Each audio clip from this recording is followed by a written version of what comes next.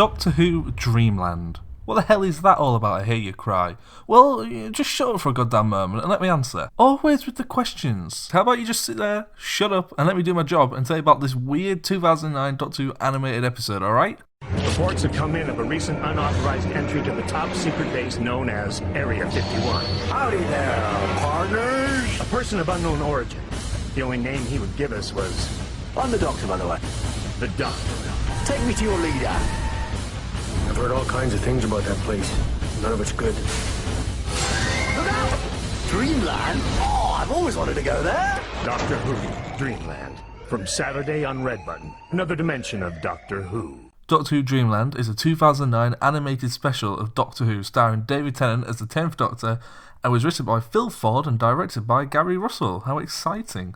How did it get set up as an animation? You're in charge of all that. Well, we wanted to do it because we'd done The Infinite Quest a few years ago, and that was a great collaboration with the Children's Department and New Media and BBC Wales.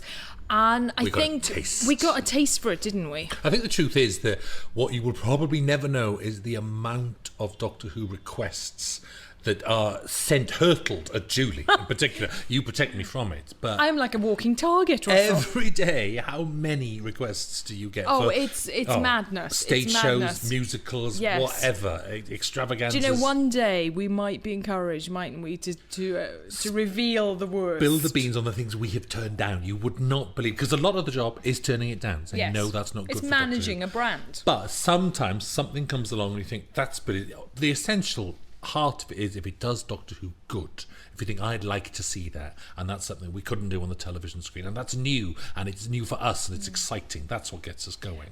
The original programme aired in 5 6-minute episodes broadcast daily on the BBC's Red Button service, the Doctor Who website, and BBC iPlayer. For those outside the UK who don't know what the red button is, I don't know if you have it like in America or whatever. Basically, on your remote, there's a red button. You push it and you get loads of like cool info about like the weather. It's basically like really early days, like internet. And for some reason, we still have it. And in 2009, they put a cartoon on it about Doctor Who. The story is based around a 1947 Roswell spaceship crash with the Doctor turning up around 11 years later and teaming up with 2 local people. Cassie Rice, played by Georgia Tennant. I'm Georgia Moffat and I'm playing Cassie. Cassie, she works in a diner and she's from a small town, and this man comes in who's just quite bizarre to her. She's never seen anything like it before. And it's exciting, and she's looking for an adventure and she's gung ho and fun. Really exciting, because not only is it animated, but then I also get to be the Doctor's companion, which I wouldn't normally get to do, and I get to go in the TARDIS. Yeah, I played the Doctor's daughter in The Doctor's Daughter, self-explanatory, Jenny. Hello, Dad. Who was, came from the Doctor's hand. More complicated than that, but, if you've seen it, I don't have to explain it. Origination, reproduction from a single organism. I have a father that's a doctor as well, so it's all about Doctor Who in my whole. And Jimmy Stalking-Wolf, that's right, you heard the name, played by Tim Howard. American, and he's Shoshone, and I'm part Cree, so that helps out. I think he's just awestruck by the pace that the Doctor keeps, and I also think that there's something about the story that's uniquely tied to hiding things. It's very typical in the Native American kind of history, things being hidden and revealed, so I think it's a very interesting story in that case. I'm a big fan of West Study, and I hope he kind of has that kind of look, or maybe like a young Graham Greene, I think that'd be great. So I just hope they go with something that's kind of true to form, but still a little bit out there like Doctor Who. I mean, Doctor Who's got a twist on everything, and being kind of an alien plot that we can go there. I've been putting in more of a native voice, which is a little bit more peaceful. I'm very fast talking, and it's a little bit more grounded. So I kind of did a West Study, because West Study's got a really kind of big voice, but it's a little bit more buried like that. Very peaceful, very calm like that. I love cartoon work. I think it's great to be different characters and to create something and come together. And then when you see the end result, it's almost more fantastic than recording it. I mean, this is kind of really surreal doing it. Everybody's in each other's headphones, but we're all in separate booths. And all we have is really our ears to identify what's going on and maybe what we're creating in our heads. and then I'll just turn to my right, and there's David recording. I think that's Doctor Who.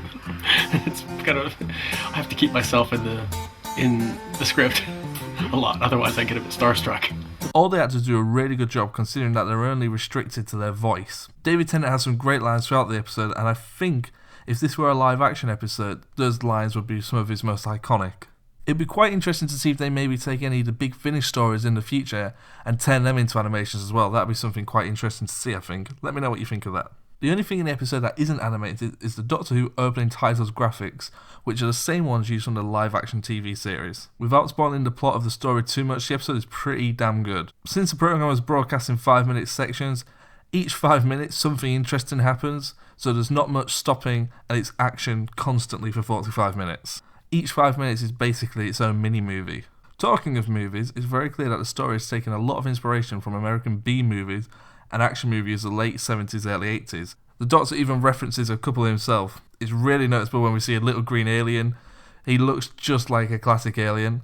And also we see the Doctor crawling through ventilation shafts like we do in Die Hard. The episode was pretty well received, with Den of Geek and Sci-Fi magazine giving the episode 4 out of 5 stars. The episode was also released on DVD the year after.